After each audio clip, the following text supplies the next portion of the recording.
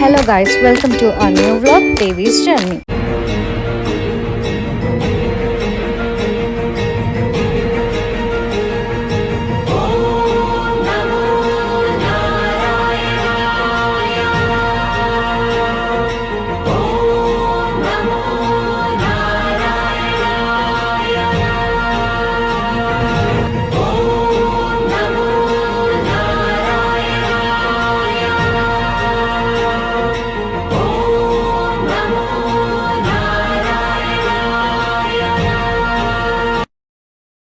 బద్రీనాథ్ ధామ్ 4 చార్ధామ్ యాత్రలో ఇదొకటి.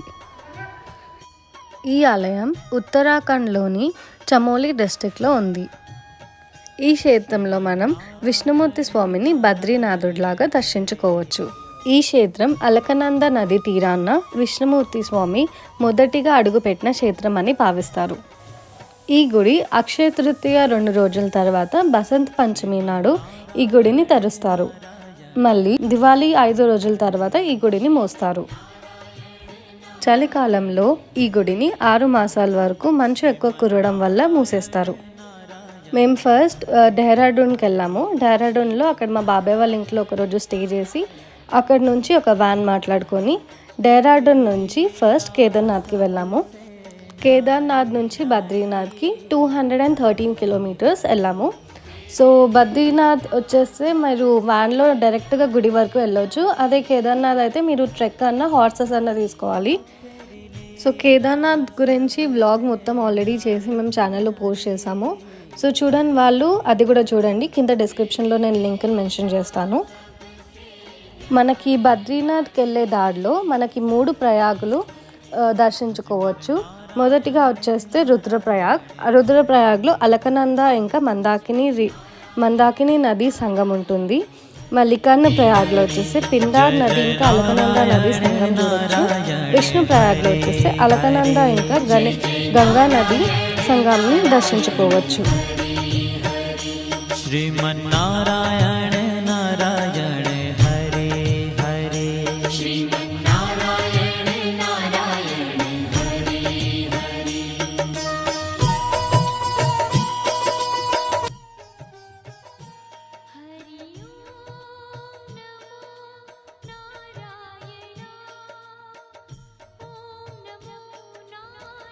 భక్తులందరూ ముందే చార్ధామ్.com వెబ్సైట్లో రిజిస్ట్రేషన్ చేసుకొని గుడికి వెళ్ళాలి.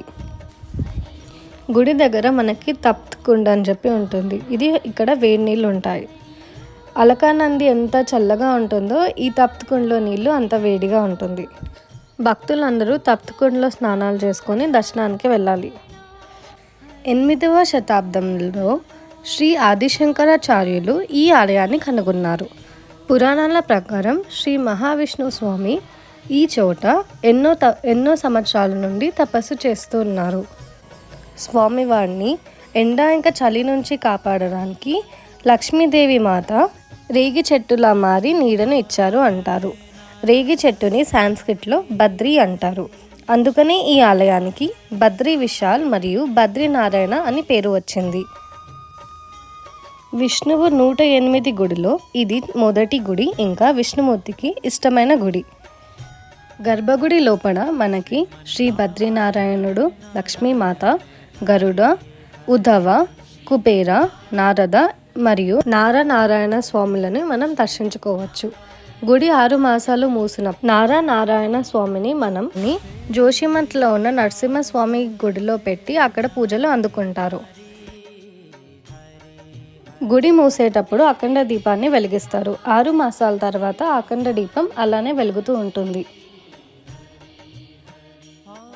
ఇక్కడ శ్రీ చిన్నజీఆర్ స్వామి మఠం ఉంది. ఇక్కడ మనకి యాత్రికులకి ఫ్రీ తెలుగు భోజనం లభిస్తుంది.